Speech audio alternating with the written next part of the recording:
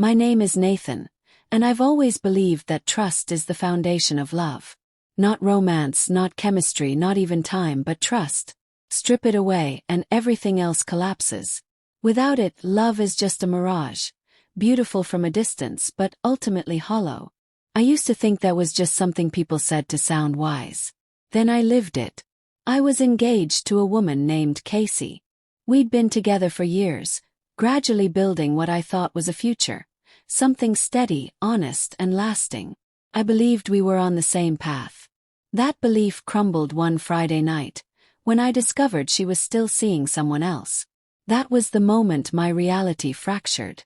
But to understand how devastating that discovery was, you have to know how we began. Casey and I first met at a housewarming party. It wasn't anything wild, just a low-key gathering of mutual friends. I hadn't planned on staying long, but then I started talking to her. What began as casual chit-chat turned into hours of conversation. We clicked in a way that felt rare. By the end of the night, we had exchanged numbers and promises to meet again. First, we kept things light. Quick coffee dates, lunch when our schedules allowed. No pressure, no expectations. But soon those short meetups became longer.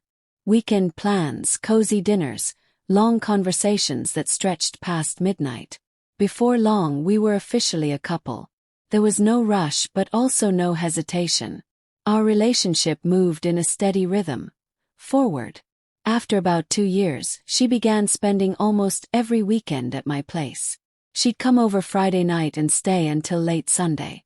Felt natural. She never officially moved in, but practically speaking, we were living together. My place was roomier and closer to her job, so it made sense. One of the things I loved most about her was how open she seemed. She talked freely about her past, her childhood, mistakes she'd made, things she'd overcome. I thought I was seeing the full picture. She even told me about her childhood friend, a guy she described as more of a brother than anything else. She insisted there had never been anything romantic between them. I believed her. Why wouldn't I? She'd never given me a reason to doubt her. Eventually I proposed. She said yes with tears in her eyes, and I thought that was the beginning of our next chapter. We started planning. Wedding venues, honeymoons, house hunting. I threw myself into it, emotionally and financially. I was all in. Believed she was too. But sometimes the prettiest picture hides the ugliest cracks. That Friday night started like any other. She arrived at my place, weekend bag slung over her shoulder, smiling like always. We made dinner together and talked about our week. During the meal, she casually mentioned she'd have to leave early the next morning, said she had to visit her parents for some family stuff. I didn't press her for details. I trusted her. She'd never lied to me before. Later, we curled up on the couch and started a movie. Halfway through, she fell asleep with her head resting on my shoulder. That wasn't unusual. What was unusual was her phone, lighting up over and over. No sounds, just the screen glowing quietly every few minutes. First I ignored it. Figured it was a group chat or something harmless. But then I noticed the names and previews on the lock screen. They weren't harmless. They weren't friendly. They definitely weren't from family. They were from him, the so-called brother. And they were filled with flirtation, affection, innuendo, plans. One message in particular hit me like a punch. Can't wait to see you tomorrow. Her response, a heart emoji and asterisk, told him I'm seeing family. We're good to go. Asterisk. She had sent that while we were eating dinner together, smiling at me across the table. Without thinking, I unlocked her phone. We'd exchanged passcodes a long time ago, as a symbol of trust. Irony at its finest. I opened the thread, expecting to see a joke or a misunderstanding. Instead, I saw message after message. Emotional intimacy, secret plans, inside jokes I didn't understand, photos from moments I never knew happened. I sat there in silence, her head still resting on my shoulder as if nothing was wrong. But everything was wrong. My chest felt like it had been scooped out. How long had this been going on? Was I blind? Was I just a backup plan? The next morning, she woke up and acted like everything was normal. She kissed me, brushed her teeth, packed her bag while humming to herself. She told me she'd miss me and promised to get off work early next weekend so we'd have more time together. I barely responded.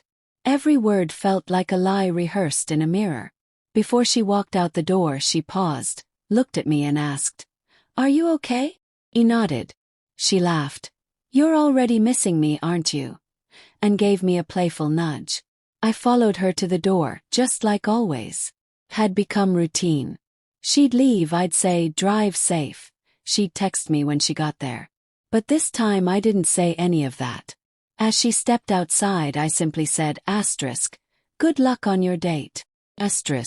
Her entire expression changed, like her brain short-circuited. "Wait, what are you talking about?" she stammered. I held up my hand, calm but firm. "Don't," I said. "You don't need to say anything." Then I shut the door. Behind that door she exploded, knocking, sobbing, begging through the wood. My phone buzzed non-stop with messages. "Please open the door." Me explain. It didn't mean anything. "I'll cut him off. Just open up, *." I didn't respond. Couldn't. The betrayal was too loud in my ears. Over the next few days the messages didn't stop. She was relentless. "Please talk to me. Miss you. Messed up. Sorry. Let me fix this." She sent long messages, short ones, middle-of-the-night confessions. I read them but never replied. Then one weekend I heard another knock. She was back. First I didn't move. I waited, hoping she'd leave. But she didn't. Her voice came through the door, soft but cracking. "Nathan, please. I'm not here to argue. I need to talk." Eventually I opened the door. She stood there with red eyes and trembling hands. I didn't say anything. I just waited. She started talking about confusion, nostalgia, fear of letting go of the past. She said it wasn't love, just a habit she couldn't shake. That she never expected to get caught. That she thought she could handle both worlds without anyone getting hurt. I let her speak. I didn't interrupt. But when she was done, I asked her the one question that truly mattered. "Would you have told me if I hadn't found out?" She froze. Her mouth opened then closed. Her eyes dropped to the floor. And she said nothing. That silence said everything. If I hadn't seen the messages, she would have spent the weekend with him, come back smiling, and kept planning our wedding.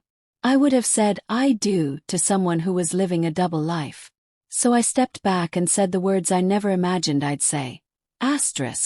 "Then this engagement is over. I can't marry someone who lies like that. Please don't come here again." She tried to speak again but I stopped her. Not with anger but with finality. There were no more words left. Not for her. Not for us. And as I closed that door a second time, I knew I wasn't just ending a relationship. I was reclaiming my peace. Because love, real love, doesn't need lies to survive. And I won't settle for anything less than the truth.